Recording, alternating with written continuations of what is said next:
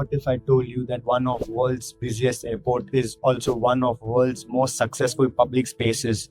In this video, I am taking you inside Jewel Changi Airport, not as a tourist but as an architect.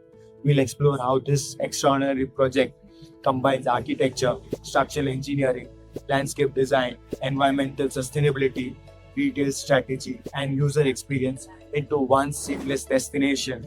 I will be breaking down the iconic Rainwater, the massive glass and steel roof structure, the indoor forest, the climate responsive design, circulation planning, construction details, and the architectural decisions that make millions of people want to spend time here, even if they aren't catching a flight. If you are an architecture student, designer, or simply fascinated by great buildings, you will discover practical design lessons that you can apply into your own projects. Let's step inside and explore what makes Changi Airport one of most remarkable architectural achievements of the 21st century. Everyone, today I've just arrived in Singapore. This is my first day. I'm exploring Changi Airport today. I'm an architect, I'm porous, and I am exploring Southeast Asia. So this is Changi Airport, which I'm going to explore today, and then head towards Chinatown. So let's explore and see how, as an architect, we can experience this space.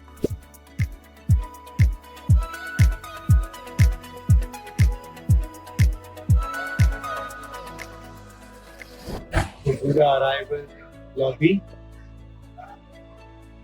You can see the door, how they made it straight, and really no structure coming down to the ground. Just straight clear opening. And a door inside a door, intersecting each other. Very interesting.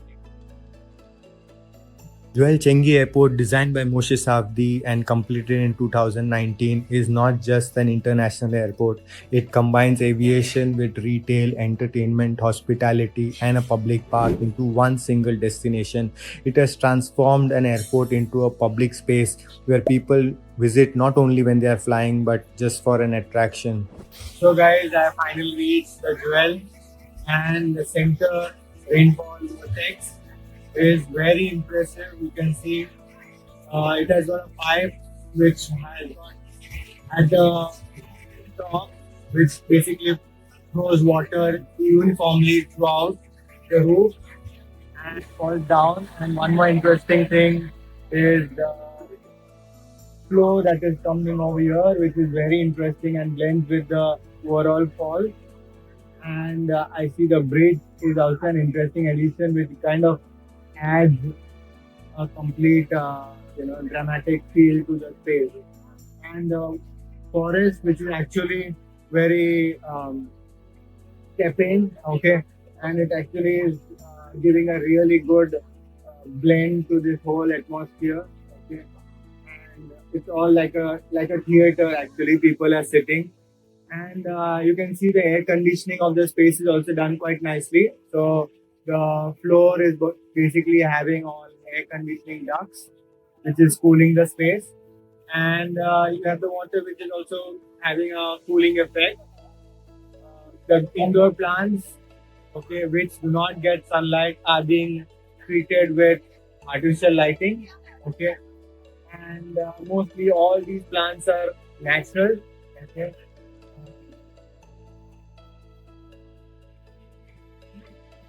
And you can see how people are interacting with this space by adding, like, taking photos, videos, and just it's so active.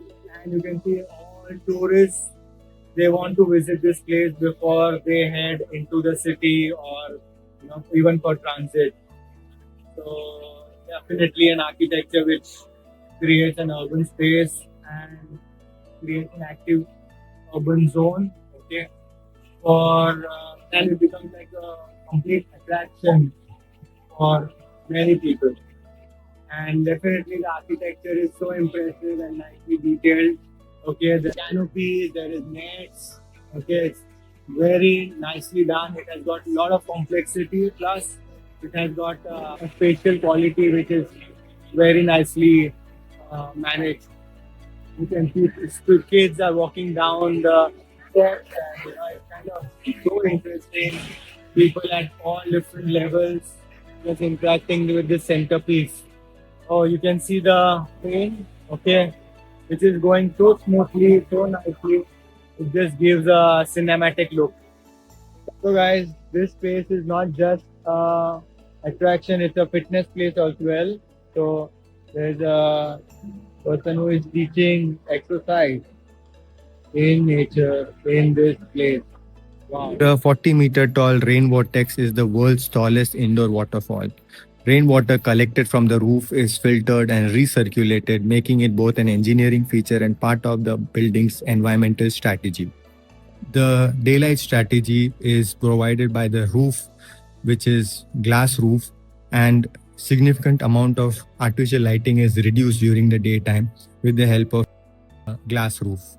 More than decoration, vegetation improves the visitor's experience by softening the scale of the building, reducing visual stress, improving acoustics, and reinforcing Singapore's identity as a city in nature.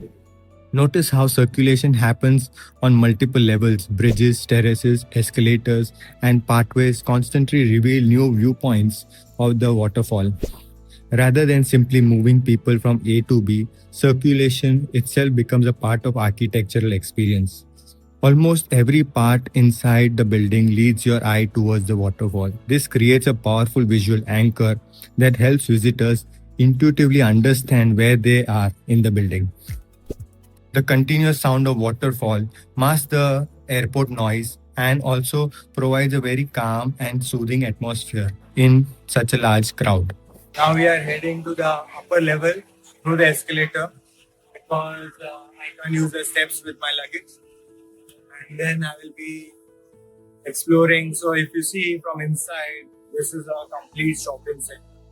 So it has got shops, all commercial shops, and so it's kind of blending a whole shopping center with this attraction, which is completely man-made. So people come to see the attraction, and shopping happens as a byproduct, which is kind of a successful business model as well, because commerce is driven by attractions like this.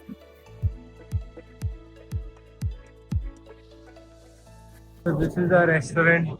I think couple of restaurants together. Okay, and we have got this trees, canopy, and natural daylight, which kind of makes it really an interesting space to sit and explore and eat. And you can see tourists also love to experience this at least once. I can see a lot of locals enjoying this. You can see even local people with their kids are coming to this place to enjoy. And we can see that there are a lot of places which are basically private, okay, which doesn't need entry. It has got these attractions inside. We don't have time to do all those things today because we have got other stuff to do. But that is like touristic stuff which we can understand. Okay, that's what's gonna happen. Nothing of architecture. One more interesting feature is this planter boxes which are on wheels, and they can move it as they want. Okay, and it seems like artificial. Let me check. Yeah, it is artificial plants. That's why they can move it around. Doesn't require any maintenance. This one is original. This is real. But that one was artificial. It is actually acting like a privacy screen. Okay, I don't know what is this one. Storage space. Very nicely covered by curtains. Okay. The interesting thing is this connection where the two domes intersect with each other, which is pretty interesting. Okay. I'm sure the structural engineer must have had a big challenge in fixing this connection detail. But it's pretty nicely done. Okay. Based on the sizes, okay, and based on the detail of the connection, it seems like it is concrete because there is no steel connection details, no joint seen. But I'm definitely sure this is steel, the mullion. the framing of the glass because I can see the steel welding. But this one, so nicely detailed.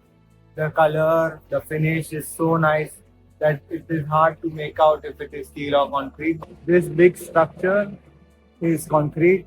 Okay. This green beam is also concrete. Okay.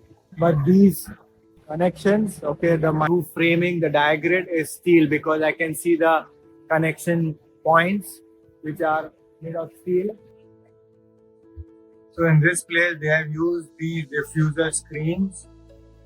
I think this must be facing the south to diffuse the direct sunlight. And if you see over here, they have used some big fans to circulate the air and provide air movement inside the space.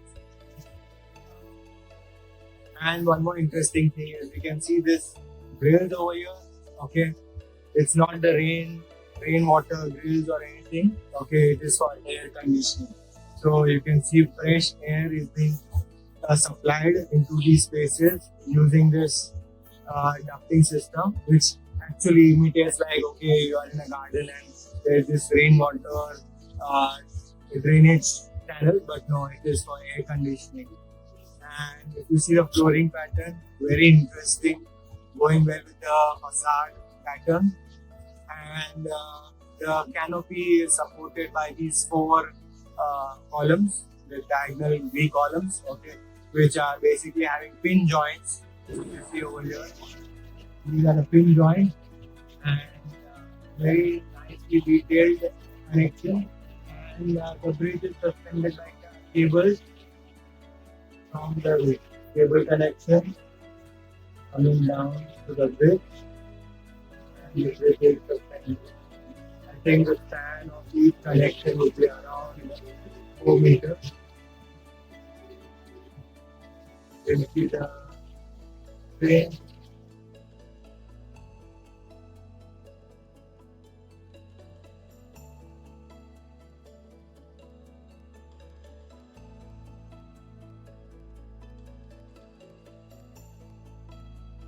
So we had a very close look at the Jewel with all the micro details which I could see. Probably we can keep seeing as we go through the building. There is this interesting lighting quality which is happening as you go down. There is daylight, which is a more important element in the design, and it is passing through these spaces throughout with the help of these skylights. Voids are being very nicely used to continue that feel of being within nature. Even the landscape is being integrated into interiors. Very good aroma of coffee right now. And you can see these kind of double height void, not double height, way more. And these sky voids kind of allow natural light to pass through, and it also works with the net where people can sit and climb and do a lot of crazy things. Yeah, you can see one person walking up. I think the glass elevator is very nicely used in this building. If you can see, the glass elevator works very well with the views and the orientation to the rainfall vortex. Although the rainfall is looking very much same from all directions, but still we feel like seeing it, keep seeing it. It's so pleasing to the eyes. And here I am again in the center. Use of sound effects just to enhance the quality of the space. You can see this kind of walkways going down. And guys, this is a 15-meter tall transparent acrylic funnel. It's not glass, it looks like glass, but it is an amazing way to control the splashing noise and protect the visitors from the heavy, tallest waterfall that is happening above from the roof. And it is a piece of engineering marvel. okay, to make this waterfall super immersive and so attractive. Hi everyone, right now I'm at Changi Airport, and you can see that the big waterfall that was there in the center of this is not there at night. Okay, it is completely closed. Okay, this is something that I thought I will document, because we always think, okay, this airport is going to be functional throughout day and night, but it closes. And it seems like there is a light and music show that's going to be Monday to Wednesday 8 to 9 p.m. and Friday, Saturday 8, 9 and 10 p.m., which is going to be fun. But after that, they close this waterfall, and remaining the shops, 80 or 90 or 95% of the shops close, and very few shops are open, maybe some cafes or something. If you enjoyed exploring Changi Airport through the eyes of an architect, make sure to hit the like button and subscribe to the channel. Every week, I will take you inside some of the world's most interesting buildings, cities, and public spaces, not just to show you what they look like, but to explain the design thinking, planning strategies, and architectural details behind them. And let me know in the comments what is that one thing that you loved about this project. Thank you so much for watching, and I will see you in the next architecture project.